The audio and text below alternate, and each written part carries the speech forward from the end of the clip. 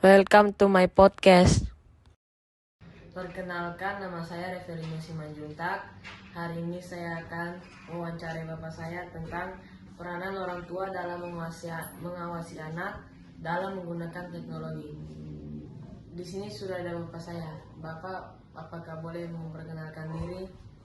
Ya, perkenalkan, saya Pak Ridoni Simanjuntak yang akan berbicara soal peranan orang tua dalam pengawasan terhadap anak untuk menggunakan teknologi. Jadi seperti yang kita tahu, teknologi ini sudah semakin maju. Teknologi ini juga bisa berdampak positif dan negatif untuk kita. Jadi saya ingin bertanya, siapa yang paling berperan dalam mengawasi anak dalam menggunakan teknologi? Ya, yang pasti orang tua harus mengambil tanggung jawab pertama yang paling penting dan berperan dalam mengawasi anak-anak di zaman seperti sekarang ini, untuk mengawasi mereka dalam menggunakan teknologi.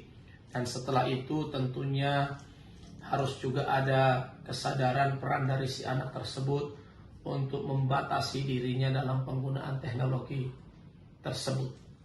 Oke, lalu menurut Bapak, mengapa orang tua harus mengawasi anak dalam menggunakan teknologi? Ya, karena orang tua adalah orang yang diberi tanggung jawab oleh Tuhan untuk mendidik anak-anak yang Tuhan percayakan, untuk anak-anak tersebut bisa terus hidup di dalam kebenaran dan bisa mencapai cita-cita mereka. Jadi bukan hanya sekedar karena orang tua tersebut yang punya anak, tetapi orang tua juga yang punya banyak waktu dan interaksi dengan anak-anak. Jadi orang tua lah yang punya peranan paling besar dalam pengawasan terhadap anak-anak untuk menggunakan teknologi. Bagaimana contoh mengawasi anak dalam menggunakan teknologi? Ya, contoh dalam mengawasi anak yang pasti harus ada dibuat kesepakatan antara orang tua dengan si anak tersebut.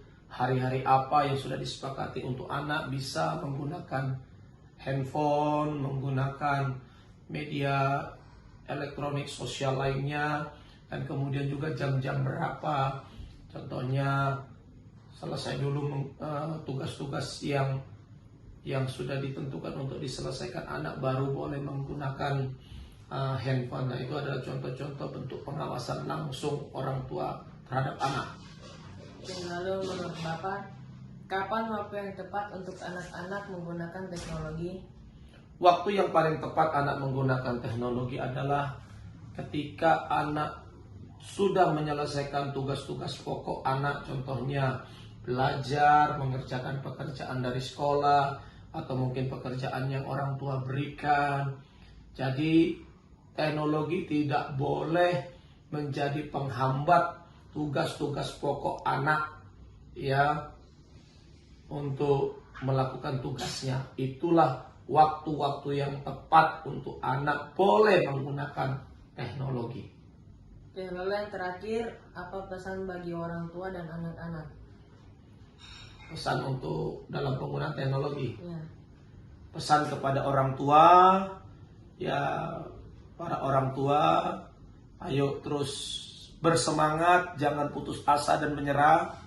Walaupun anak kita kepala batu, kita harus terus percaya Tuhan akan melembutkan hati anak-anak kita, supaya anak-anak kita ini bisa taat sama orang tua, supaya mereka sadar di hari ke depan sebenarnya apa yang kita lakukan ini adalah untuk masa depan anak-anak kita sendiri. Jadi semangat para orang tua untuk terus mengawasi, mendidik, mengarahkan, dan tentunya mendoakan anak-anak kita ini kepada Tuhan. Dan pesan buat anak-anak, anak-anak, jangan membandel kalau dinasihati orang tua. Apa yang orang tuamu suruh dalam penggunaan handphone itu semata-mata adalah untuk kebaikan masa depan kalian, ya.